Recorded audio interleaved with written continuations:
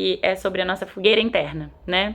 O que mantém ela acesa, que é aquele gás de viver, a vontade de viver, a fé, o combustível que faz a gente acessar o nosso lado criativo, desenvolver um projeto porque a gente acha que as pessoas vão se beneficiar dele, ou então viajar, ter vontade de ver o mundo, coisas que nos dão inspiração, né, leveza, que nos direcionam para um lugar que a gente fala, nossa, é por aqui.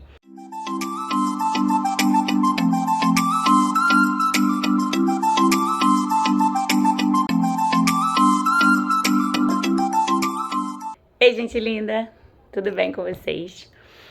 Eu me chamo Múcia, sou astróloga e vim aqui comentar um pouquinho sobre as orientações gerais para o ciclo lunar, que começou no dia 14 de outubro de 2023 e que se estende até o dia 13 de novembro de 2023, quando a gente vai viver o próximo ciclo lunar. Lembrando, né, que todo ciclo lunar ele começa com o encontro de Sol e de Lua, no mesmo grau, minuto e segundo de um mesmo signo.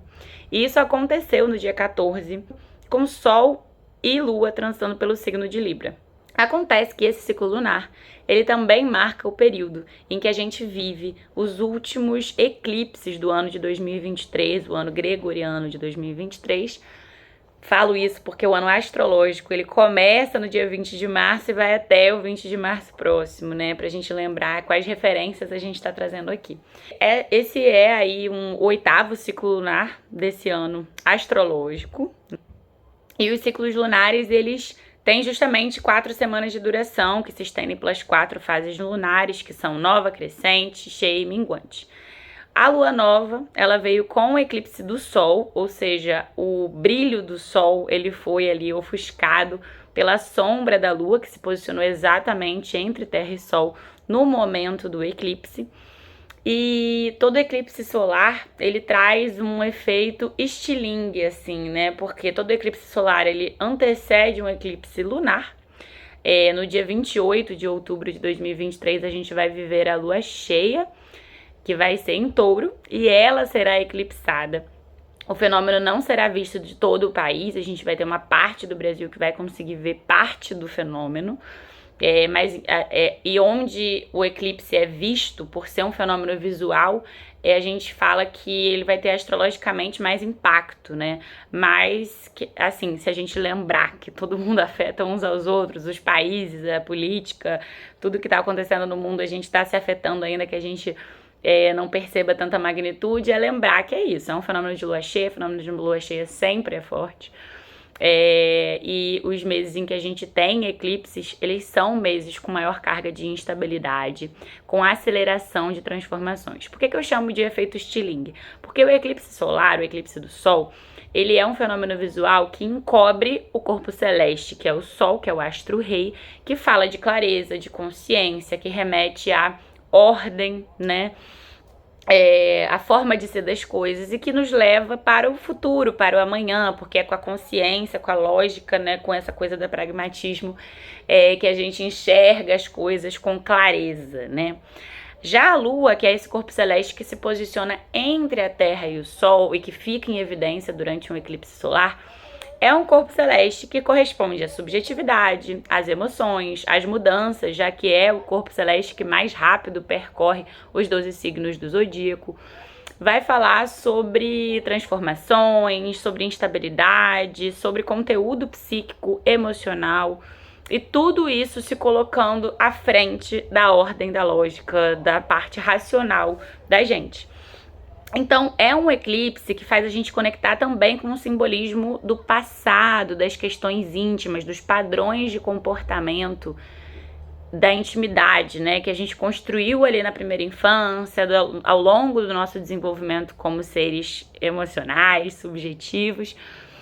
E na semana de lua cheia, quando a lua é eclipsada, a gente tem o fortalecimento da energia do Sol.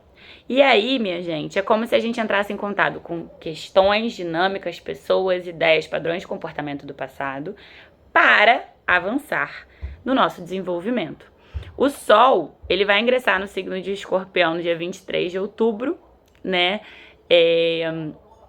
Sempre importante lembrar, né, que o horário de ingresso varia, então se alguém nasce naquele dia que a gente tem uma virada de de signo no Sol, é importante a pessoa ali fazer o mapa dela para saber qual é o signo solar dela. E quando o Sol ingressa no signo de Escorpião, fica 30 dias, né? Os trânsitos do Sol, eles duram cerca de 30 dias.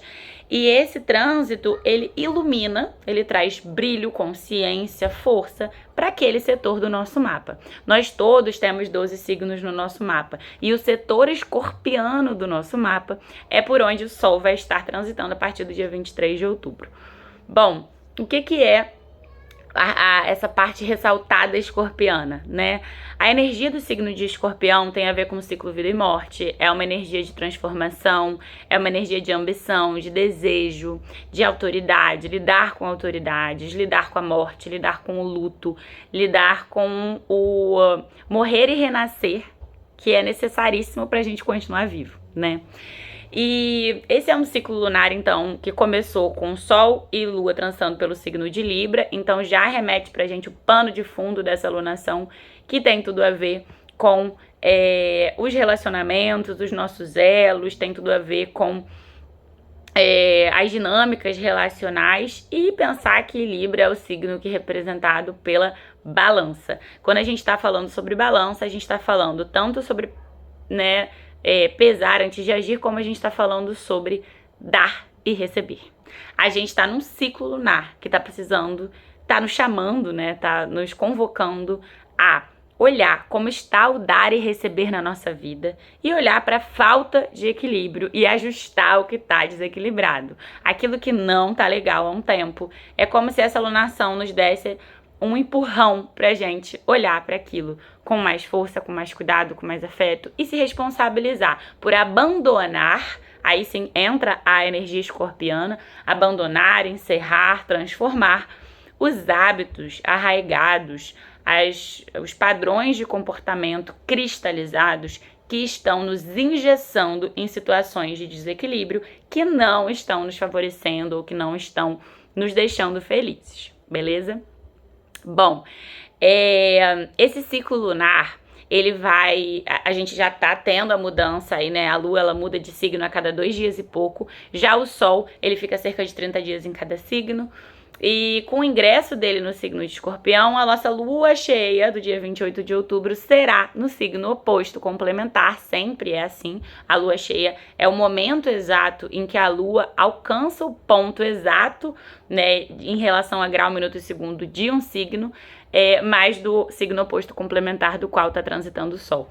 E essa lua cheia taurina que será eclipsada, ela vem trazendo a energia aí do eixo touro-escorpião. E a semana de lua cheia, né, ou seja, assim, 2 dias antes da lua cheia, lá pro dia 26, a gente já vai estar com uma intensidade emocional bem forte. E a semana posterior ao dia 28 também é uma semana de bastante intensidade. Obviamente, do dia 28 em diante, isso vai decaindo. Dia 28, que é o momento do ápice desse ciclo lunar, é quando as coisas se escancaram, é quando as coisas ficam muito evidentes.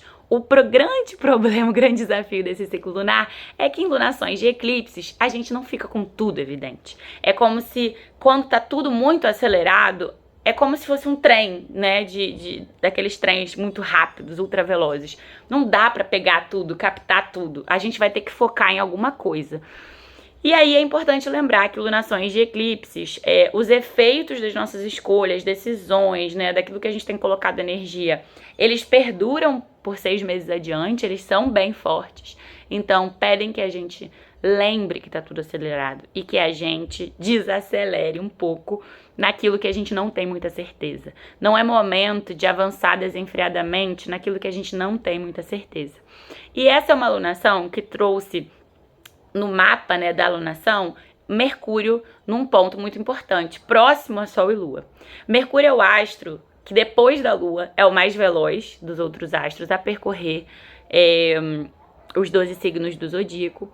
Por isso ele está associado a dinamismo, a movimento, e está associado a aprendizado, a diálogo, a processos intelectuais, mentais, a conteúdo mental mesmo, né? Então, assim, agilidade mental, né? E aprendizados em geral, estudos, curiosidade. Então, esse é um ciclo lunar em que isso está aceso, a nossa curiosidade, a vontade de opinar, né? Isso já do outro ciclo lunar, isso vem também como se continuasse se manifestando. E aí o lado bom é que a gente vai conhecer pessoas novas, contatar com ideias novas, aprender coisas, mas de outro lado pode trazer muita dissipação de energia através da fala, através da mente, muito pensamento acelerado. Pode trazer muitas indecisões, a gente com dificuldade de escolher um caminho ou outro. Pode trazer também intrigas, fofocas, discórdias, divergências. O lema pra mim dessa e da última alunação é ser seletiva, né, com as discussões que a gente vai fazer parte, não sair falando aquilo que a gente não sabe, selecionar e filtrar muito bem os palpites que as pessoas ao nosso redor estão dando. Quais os grandes benefícios desse ciclo lunar? Nós temos a oportunidade de fazer bons acordos e parcerias, firmados ali na nossa ambição, na objetividade, no desejo de conseguir, na perspicácia, que é esse olhar sagaz para as situações. A gente tem a possibilidade ali de conseguir ter algumas ações mais planejadas, mais pé no chão, ou seja, é um ciclo lunar que favorece a estruturação daquilo que a gente acha importante, da gente se organizar para expandir nossas ideias. Então, construir um alicerce firme, sólido para nossos projetos, para as nossas grandes criações. Quais são, portanto, os desafios para a gente conseguir alcançar esses objetivos? Bom, a gente vai ter vários encontros e desencontros nessa alunação que vão acender as nossas inseguranças, os nossos medos e vão fazer a gente entrar em contato com as limitações, os limites das situações, especialmente no campo afetivo, no campo financeiro, no campo estético, no campo dos desejos. Então, o que acontece? Quando a gente entra com contato com o limite, às vezes é uma relação que mostra que ela já está chegando ao seu final. Às vezes não é nada surpreendente, você fez um contrato de trabalho e ele está se encerrando ao longo desse ciclo lunar. O contato com esse final pode acender insegurança. Caramba, será que eu vou ter um dinheiro entrando depois? Beleza. Ou uma relação afetiva que já tá ali desgastando, talvez as pessoas já até concordaram que tem que acabar, mas é como se elas estivessem entrando em contato com a parte prática do acabar. Caramba, tem que encontrar uma outra casa pra gente morar, porque são pessoas que estavam morando juntas e vão morar separadas. Precisamos negociar, dialogar sobre alguns tipos de contatos que tivemos. Então, enfim, é uma época que traz esse sinal de que algo precisa ser enfrentado e amadurecido, né, em relação a escolhas, a planejamentos, para que a gente consiga avançar desse ponto para outra direção, né, na direção que a gente está conseguindo enxergar, que pode começar a se revitalizar, se regenerar. A nossa carência estará ativada ao longo dessa alunação porque estamos em contato com questões muito profundas, com angústias, com medos, com nostalgias. E, ao mesmo tempo, a gente tem um elevado grau de criticismo ao redor. As pessoas estão com a língua mais afiada, tá? E mais observadoras, então talvez mais exigentes também. A gente precisa tomar cuidado com a nossa tendência, né, a julgar exageradamente as outras pessoas, a não acolher a vulnerabilidade das pessoas, especialmente aquelas que são importantes pra gente, mas também qualquer pessoa, porque quem somos nós para sair apedrejando as pessoas, né? E essa é uma sugestão que eu deixo para ao longo desse ciclo a gente perceber, será que a gente não tá focando excessivamente em algum tipo de detalhe, em algum tipo de questão, e a gente não tá percebendo que aquilo poderia ser a gente no lugar daquela pessoa, ou que aquela pessoa não pode fazer nesse momento da vida dela de modo diferente? Uma coisa é certa, vai ser impossível agradar todo mundo, e nessa alunação isso vai ficar muito evidente, muito claro. A gente pode se ver em várias sinucas de bico entre questões relacionais das pessoas ao nosso redor. E eu acho que o mais sábio a se fazer é a gente não se expor muito, né, não vestir camisas de lados, e acho que também deixar claro às vezes que a gente não sabe mesmo, e que o mais humilde que a gente pode fazer é a gente assumir que a gente não sabe, ou que a gente não se sente confortável para opinar em algumas situações, mas vai ser uma linha bem tênue aí, entre não ser egoísta, não se colocar em único lugar de importância e não ligar para mais ninguém, mas ao mesmo tempo não perder a nossa própria personalidade, não perder a energia lidando com tudo que tá dando ao redor, né? Enfim, também pode aparecer na vida de algumas pessoas um conflito entre as necessidades do campo afetivo e íntimo e as necessidades do campo profissional. E aí a gente vai ter que saber que vai ter momentos que vai ter que ceder pra cá, vai ter que ter momentos que vai ceder pra lá. A gente começou essa alunação com um conflito celeste que indicava situações de pressão e de conflito no social, no público, nos grupos, nas equipes. E eu acho que eu não preciso trazer exemplos pra gente pensar como isso tá muito exacerbado no inconsciente coletivo nos últimos tempos. E o quanto a gente tá vivendo situações no âmbito político, no micro e no macro, né? Em que perspectivas ideológicas, filosóficas, religiosas, espirituais ou de trocas de culturas estão em momentos acirrados e delicados. E a gente vai precisar ser seletiva com as nossas batalhas. E eu sempre deixo uma sugestão, que existem guerras que elas são necessárias para que a gente consiga viver com dignidade, né? Posso citar uma para mim como mulher, né? Lutar pelos direitos das mulheres, ela é uma luta que, ainda que eu queira descansar dela de tempos em tempos, eu não posso abrir mão dela, porque eu preciso lutar para eu poder continuar existindo com dignidade. Infelizmente, é preciso lutar como mulher para isso. E muitos outros grupos, né? Quando a gente vai falar de recorte racial, recorte econômico, recorte social, a gente vai precisar lembrar que algumas pessoas, elas não têm a escolha, né? Ah, eu quero lutar por essa causa. Praticamente elas, para existir, precisam lutar. Então, que a gente saiba que quando tem momentos de muita pressão, que a gente não deixe de lutar as lutas que são caras pra gente, que ferem nossa dignidade se a gente abandoná-las, né? Mas que a gente saiba que tá tudo muito caótico, intenso, e que a gente saiba respirar antes de tomar decisões nesses campos de conflito. Porque a gente não sabe até onde pode ir o outro. E a gente precisa ser inteligente e se poupar, às vezes, também, no que for possível, tá? Então, minha recomendação, não se colocar em lugares de risco e perigosos, se você puder evitar isso, tá? Bom, eu acho que a meta desse ciclo lunar, para todo mundo, né, principalmente tomando o Brasil como perspectiva, né, se você está me ouvindo, imagino que você tenha nascido no Brasil, ou seja brasileiro, ou, enfim, tenha muitas relações. Esse estudo do mapa em relação à meta da alunação eu faço sempre com base no mapa de Brasília para pensar a capital do país.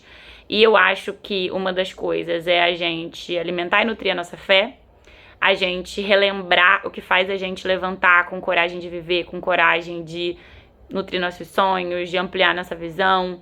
Eu falo muito que é sobre a nossa fogueira interna, né? O que mantém ela acesa, que é aquele gás de viver, a vontade de viver, a fé, o combustível que faz a gente acessar o nosso lado criativo, desenvolver um projeto porque a gente acha que as pessoas vão se beneficiar dele, ou então viajar, ter vontade de ver o mundo, coisas que nos dão inspiração, né, leveza, que nos direcionam para um lugar que a gente fala, nossa, é por aqui.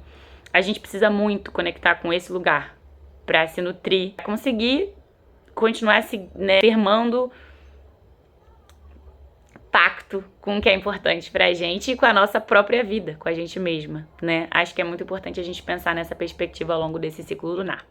Datas importantes. O quarto crescente, atingido pela Lua no dia 22 de outubro de 2023, à meia-noite 29, aconteceu em Capricórnio, com a Lua transitando por Capricórnio. E em conjunção essa Lua com Plutão e em quadratura com Mercúrio. O que isso nos diz? Que essa é uma semana crescente, tá? Que tá nos levando para a semana de lua cheia. Semana crescente sempre é uma semana em que a gente precisa nutrir aquilo que a gente acha que é muito importante pra gente.